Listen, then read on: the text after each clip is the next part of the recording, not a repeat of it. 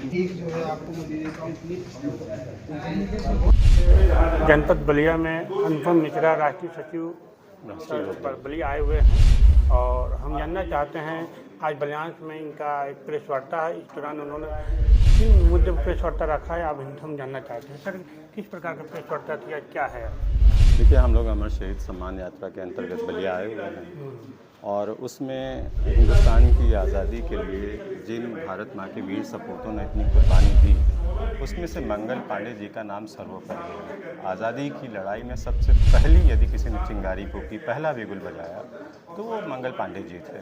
तो मैं उनके कल परिवार से मिला, उनके गांव नगवा गया, वहाँ परिवार से मिले, सब उनका स्मारक स्थल देखा और जब वो देखा तो मुझे बहुत मन विचलित हुआ, बहुत दुखी हुआ कि इस तरीके की उपेक्षा एक शहीद के परिवार के साथ, उनके स्मारक के साथ। तो हमने ये मांग रखी है कि मुझे ये भी जानकर बड़ा दुख है कि उन्हें भारत रत्न से सम्मानित किया जाना चाहिए, नहीं किया गया।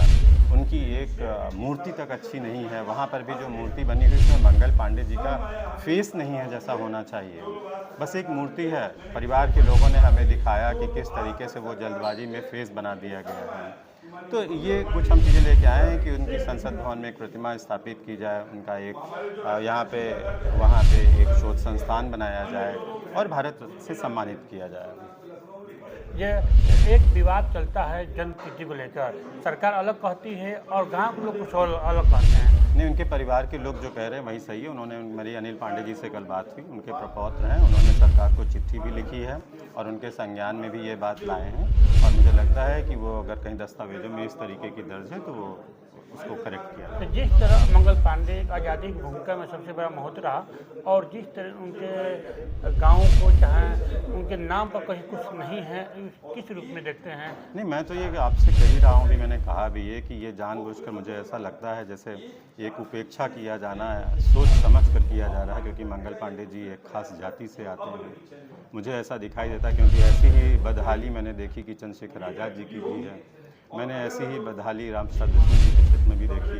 तो मंगल पांडे जी का मैंने नाम इसलिए लिया, मैं उनका खास कर जिक्र इसलिए कर रहा हूँ क्योंकि हिंदुस्तान की आज़ादी का वो पहला नायक है। यदि आप उनकी उपेक्षा करते हैं तो आप बाकी हिंदुस्तान में जितने लोगों ने क्रांति में भूमिका निभाई उनका अगर सम्मान करते हैं तो ये और आप मंगल पांडे का ज़्यादा अपमान करते हैं। बलिया में मेडिकल कॉलेज की प्रस्ताव पारित हुआ, क्या उनके नाम से मंगल पांडे के नाम से मेडिकल कॉलेज बनना चाहिए? अरे विश्वविद्यालय होना चाहिए, उनके नाम से शिक्षाओं पर होना चाहिए, शोध संस्थान बनाना चाहिए। बलिया जनपद में नगवा मैं कह रहा हूँ, उसको शोध संस्थान के साथ वो एक पर्यटन स्थल होना चाहिए वीरों का।